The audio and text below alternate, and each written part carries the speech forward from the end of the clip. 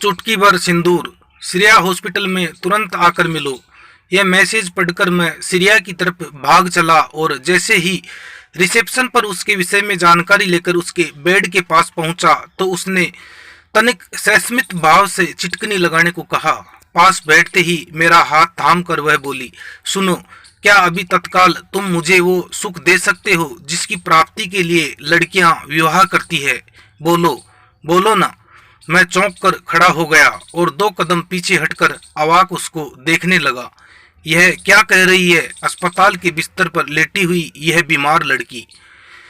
ठीक है, चलो माना कि यह प्राइवेट रूम है, हम दोनों एकाकी है, द्वार बंद है और चिटकनी भी अंदर से लगी हुई है, तब भी यह कैसी कामना। उफ, यह बंदी तो ऐसी नहीं थी।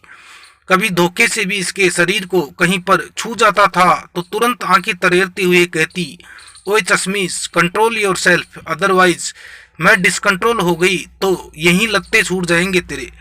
और आज यह क्या बोल रही है? मेरे विचारों की तीव्र मथानी को शांत करने वाली खनकती हंसी के साथ ताली बजाते हुए तनिक थके हुए स्वर में वह बोली, अपना मुंह बंद कर ले, मक्खियां न घुस जाएं कहीं। यार तू एकदम अकेला पीस है इस दुनिया में, ऐसा निश्चल और ऐसा निष्पाप।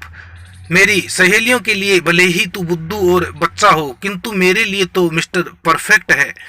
कहकर उसने अपने हाथ के अंगूठे व तर्जनी को जोड़कर परफेक्ट चिन्ह को प्रदर्शित किया। पर तू ये बोली भी कैसे? मेरे आंसू निकल आए यह कहते हुए। ओए रोंदू, इधर तो आ जरा। तू अपने समीप आने का संकेत करते हुए वो बोली।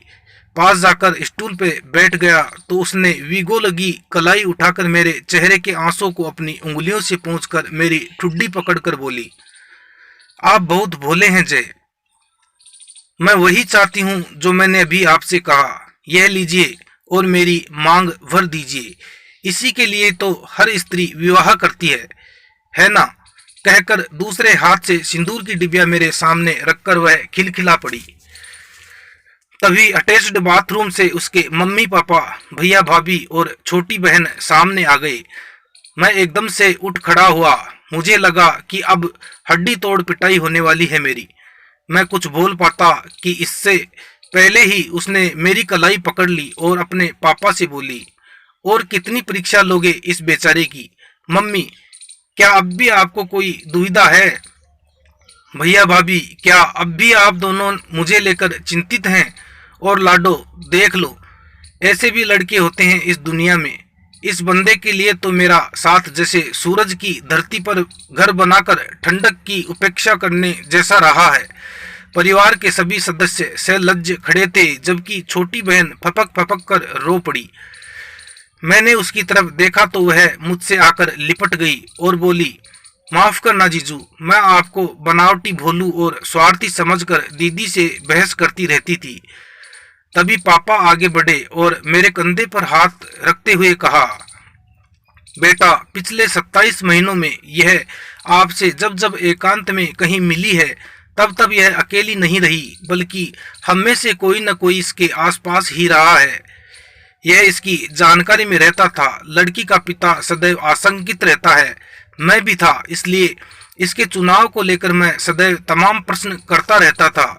इसके जवाब में यह आपको कहीं आने को कॉल करती और हमें आसपास रखकर आपसे मिलती। वापस आकर यह रोती और कहती, क्या बुराई मिली आपको मेरे चश्मिश में? बस दुनियादारी से परे एकदम स्वच्छ और धवल मन वाला है, यही ना? हम सभी चुप रह जाते। मुझे माफ करना मेरे बच्चे, आप एक जेन्युइन बंदे हो। इसकी हार्ट की असाध्य बीमारी के कारण हम न कभी आपके सामने आए और न ही वैवाहिक संबंध के उद्देश्य से आपके माता पिता से मिलने को सोचा। अब मम्मी आगे बढ़ी और हाथ जोड़ते हुए बोली, बेटे आओ, मेरी बेटी की मांग भरकर उसे सुहागन बना दो। लेकिन मम्मी जी, न पंडित, न मंडप, न बारात और न अग्नि के फेरे, न मेरे मम्मी पापा, फिर यह कैसा विवाह है? मेरी कलाई पर दबाव पड़ता महसूस कर मैंने उसे देखा, जो अब अर्धमूर्छित सी हो चली थी। पास बैठने का संकेत किया, फिर धीमे स्वर में बोली, तुम्हें हमारी पहली मुलाकात याद है ना? जब मैं मूर्छित होकर तुम्हारे पास गिर गई थी, याद है ना? मुझे सब कुछ याद आ गया, न केवल पहली मुलाकात बल्कि तब से आज तक की पूरी घटनाएं चलचित्र की तरह स्मृति पटल पर गुजर गई। वह कह रही थी, तब मैंने कहा था न कि डॉक्टर ने मुझसे मेरा अधिकतम 30 दिनों का जीवन शेष रहने को कहा था, लेकिन आज 27 माह बीत गए और यह सब संभव हुआ है आपके सानिध्य के कारण, आपकी उदासियों के कारण और आपके सदैव गंभीर रहने वाले निष्पाप चेहरे के कारण। किंतु अब शायद डॉक्टर की बात सच होने को है, अतः मुझे सुहागन कर दीजिए ताकि अगले जन्म में मुझे आप अवश्य मिलें, मेरे प्रेमी और पति के रूप में।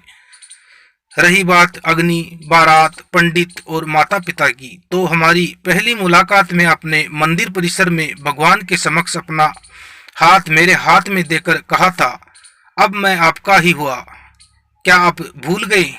नहीं न, तो फिर प्लीज मुझे सुहागन बना दीजिए अब, ताकि अगले जन्म में आपको पाने का सर्टिफिकेट मिल जाए। उसने याचना और करुणा से भरे स्वर में ऊर्जा नहीं थी, आंखें पथराने लगी थी, जबकि मेरी कलाई पर उसकी पकड़ दृढ़ हो चली थी। मैंने दृढ़ हाथों से चुटकी भर सिंदूर उसकी भाभी द्वारा खोली गई उसकी मांग में भर दिया। भाभी के कहने पर 2 चुटकी सिंदूर और भर दिया। पीले सिंदूर से भरी मांग व उसका बीमारी से पीला पड़ा चेहरा सहसा देदीप्यमान हो उठा। उसके नयन बंद थे, किंतु कोरों से 2 आंसू झांकने लगे थे। अधरों पर सस्मित भाव था। मेरी कलाई को थामे उसका हाथ सहसा ठंडा होने लगा था। ध्यान से देखा तो उसकी काया अब स्पंदहीन हो चुकी थी। तभी मेरी कलाई से उसका हाथ छिटक कर बेड की बाजू पर लटक गया। पल भर में मैं भी चेतना शून्य होकर उसकी के ऊपर लुढ़क गया। मेरे कानों में अंतिम शब्द के रूप में मम्मी जी की चीख सुनाई पड़ी, शुभांगी मेरी बेटी। हॉस्पिटल के नीचे सड़क पर गाते हुए जा रहे एक साधु का स्वर छन छन कर अंदर आ रहा था, पिंजरे के पंछी रे तेरा दर्द न जाने को।